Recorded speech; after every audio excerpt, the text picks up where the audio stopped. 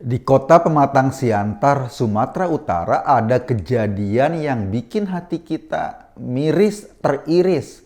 4 orang petugas medis dituding dengan pasal penistaan agama. Mereka semuanya lelaki, pegawai rendahan di Rumah Sakit Umum Daerah Jasemen Saragih. Mulanya ketika ada pasien perempuan yang wafat di rumah sakit itu, namanya Zakiyah, usianya sekitar 50 tahun. Pasien ini menderita penyakit dalam dan suspek COVID-19. Karena itu, prosesi pemulasan jenazahnya harus dilakukan dengan protokol kesehatan yang ketat. Karena tenaga perawat di kamar jenazah hanya ada 4 orang dan semuanya lelaki, mereka belum berani melakukan pemulasan jenazah. Mereka menyarankan kepada suami pasien untuk mencari orang yang mau melakukan pemulasan. Tampaknya setelah ditunggu sang suami nggak bisa mencarikan orang. Sementara jenazah harus cepat ditangani sesuai dengan protokol kesehatan. Lantas petugas itu meminta persetujuan kepada suaminya untuk menangani jenazah istrinya. Fauji, nama sang suami, menandatangani surat persetujuan. Barulah keempat petugas itu melaksanakan tugasnya memulas jenazah Zakiyah. Kenapa jenazah pasien COVID-19 maupun mereka yang suspek COVID-19 harus diurus dengan protokol kesehatan? Karena meski sudah meninggal, jenazah ini masih bisa menularkan virus kepada orang lain. Artinya, penanganan oleh petugas RSUD itu justru untuk melindungi keluarga almarhumah agar mereka nggak terpapar virus ketika melakukan prosesi pengurusan jenazah. Bagi kita, tenaga-tenaga kesehatan yang berjuang melawan COVID-19 di garda depan adalah pahlawan tanpa tanda jasa. Mereka rela bahkan mengorbankan nyawanya untuk kesehatan kita semua. Sudah ratusan tenaga medis yang wafat terpapar virus. Mereka tumbang karena menjalankan tugasnya sebagai tenaga kesehatan. Mereka ada di medan perang paling depan, sementara kita semua hanya diminta untuk menunggu di rumah, menjauhi virus, menggunakan masker dan segala protokol kesehatan yang lain. Di seluruh dunia, tenaga-tenaga medis ini diapresiasi karena jasa dan pengorbanannya. Tetapi nggak begitu ternyata di Pematang Siantar. Fauji, suami almarhumah Zakiyah ini tetap kecewa karena istrinya dimandikan bukan oleh perempuan, bukan oleh muhrimnya. Ia mengadu peristiwa ini ke polisi. Kekecewaan Fauji menyebar di seluruh kota Pematang Siantar atau disebarkan dengan isu agama. Kelompok-kelompok pengasong khilafah, kelompok-kelompok pengasong agama menangkap momentum ini. Mereka kemudian menggelar demo besar-besaran, puncaknya terjadi di lapangan Adam Malik Pematang Siantar. Lapangan Adam Malik itu semacam alun-alun di kota tersebut. Para laskar dengan ikat kepala dan kaum perempuan memakai pakaian serba hitam bercadar juga dengan ikat kepala beramai-ramai meneriakan protes. Mereka menenteng bendera HTI. Mungkin dengan warna yang berbeda, bertakbir di jalanan atau bertakbir di lapangan. Lucunya, mereka meneriakan aksi bela Islam. Mereka menuding keempat perawat telah menista agama Islam. Sialnya, seruan mereka diaminkan oleh MUI Pematang Siantar. Berbekal itulah polisi menetapkan 4 orang petugas medis sebagai tersangka. Tuduhannya menyeramkan. Pasal penistaan agama. Ya, 4 orang pegawai kecil di sebuah rumah sakit umum daerah, 1 orang PNS dengan pangkat rendahan, 3 lainnya adalah tenaga honorer. Mereka ditugaskan untuk memerangi COVID-19. Kini mereka jadi pesakitan.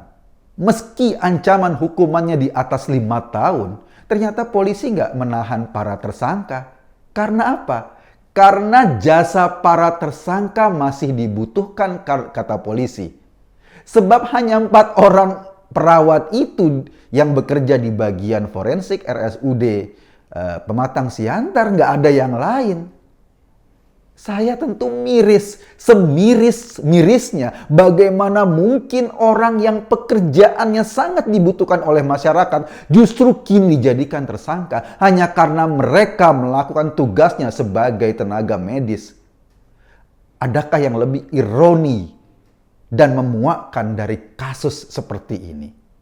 Mungkin saja saat mereka melakukan tugasnya memulas jenazah, itu dilakukan mungkin berbeda dengan kaidah fikih yang umum.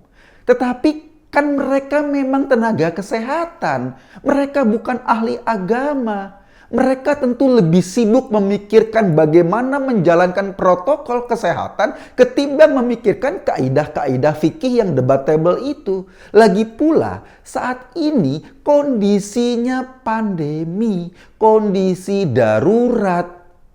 Jika saja dalam kondisi normal, kalau ada jenazah yang meninggal di rumah sakit, jenazah itu akan langsung diserahkan kepada keluarga. Nggak perlu lagi diurus di RSUD. Apakah fikih atau tata cara syariat tidak mau tahu dengan kondisi darurat ini?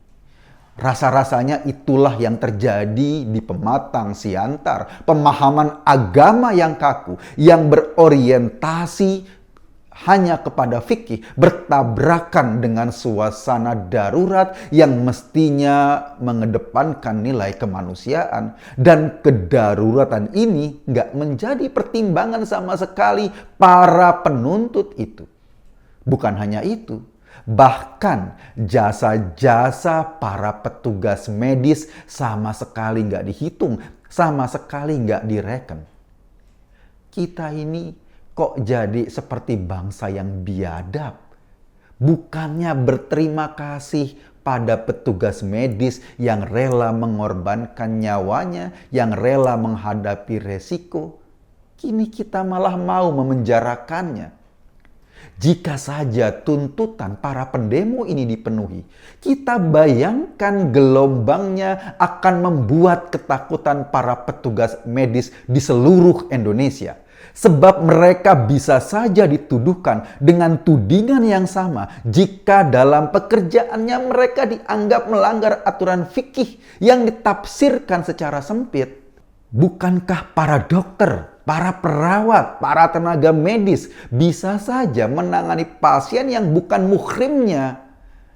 Padahal sekali lagi ini kondisi darurat. Seandainya ada keluarga pasien tidak suka dengan layanan di rumah sakit, layanan dokter-dokter itu, lalu mereka mengadukan tenaga medis ke polisi karena dianggap menista agama, apa jadinya bangsa ini? Apalagi jika argumennya didukung oleh MUI yang kadang-kadang malah berposisi mengompori keadaan. Masih ingat nggak kasus Ahok? Polanya sama. Ia kepleset ngomong, dituding sebagai penista agama, ditekan dengan demo berjilid-jilid dan Ahok diseret ke penjara.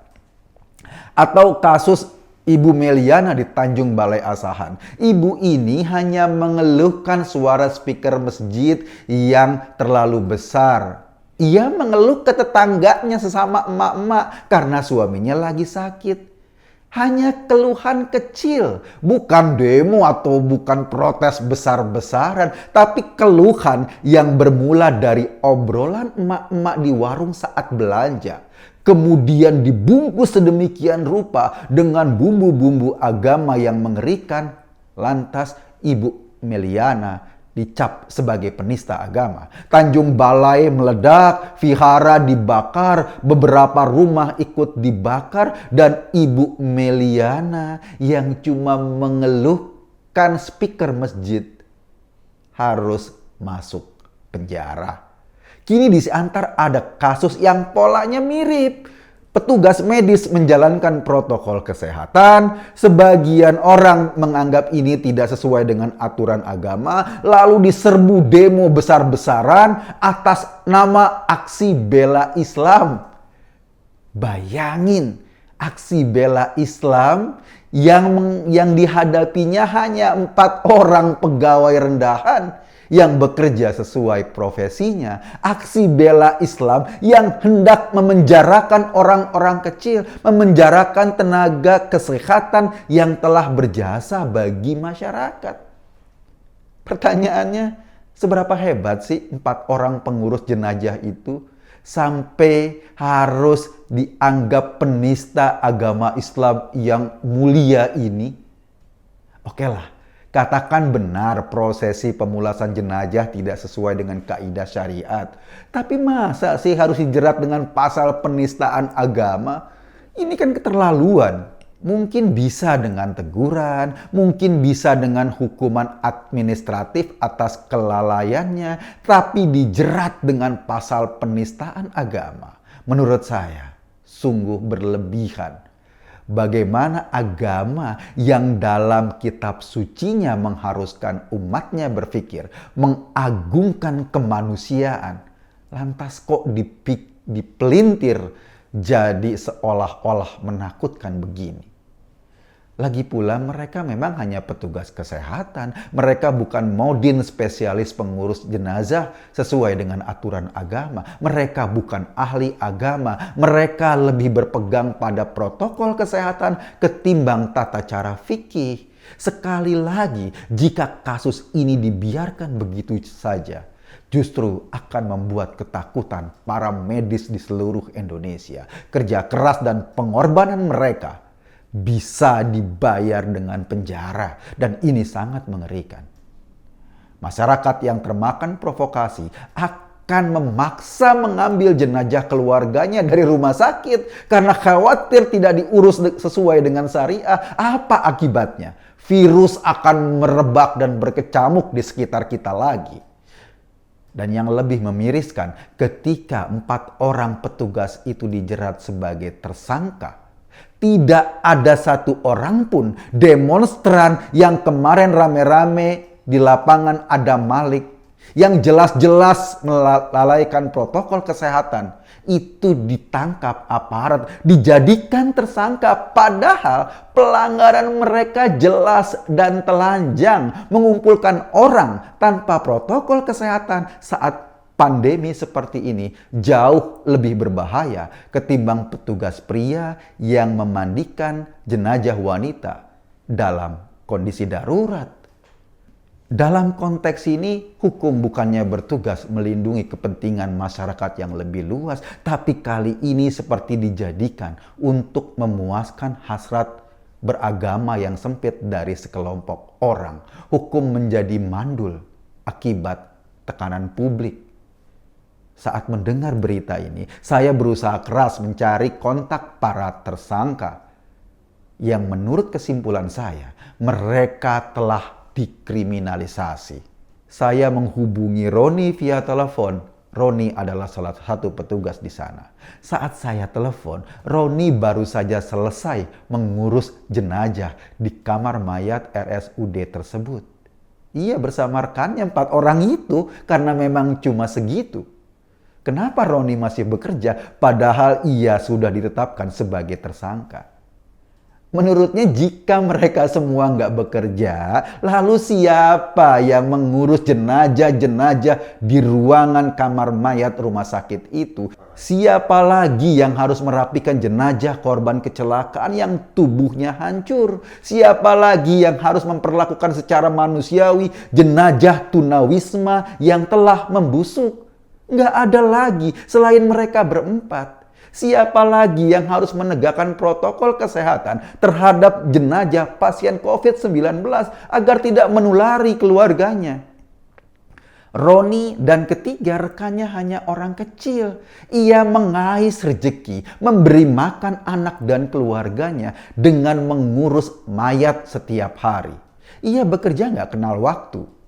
Kini masa depannya gelap. Masa depan anak-anaknya kelabu hanya karena kemarahan gerombolan orang yang keranjingan demo dan keranjingan jihad.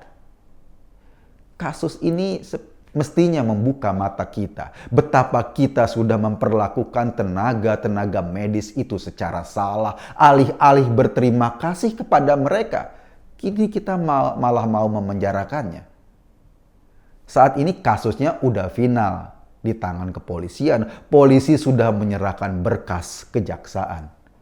Sebentar lagi Roni dan ketiga rekannya akan duduk di bangku pesakitan. Dan siapa lagi yang akan mengurus jenazah di RSUD tersebut kalau 4 orang ini di penjara? Saya nggak tahu. Mestinya pemerintah turun tangan. Jangan biarkan tenaga kesehatan kita dikriminalisasi dengan cara kasar begini. Pemerintah harus menyiapkan lawyer terbaik untuk membela Roni dan kawan-kawan. Ini sekedar memberi penegasan bahwa pengorbanan tenaga kesehatan itu tidak dibalas dengan air kencing onta. Para penegak hukum rasanya harus lebih bijak. Jangan gegabah menggunakan pasal penistaan agama untuk kasus-kasus yang sebetulnya sepele. Yang bahkan boro-boro ada motif menista agama.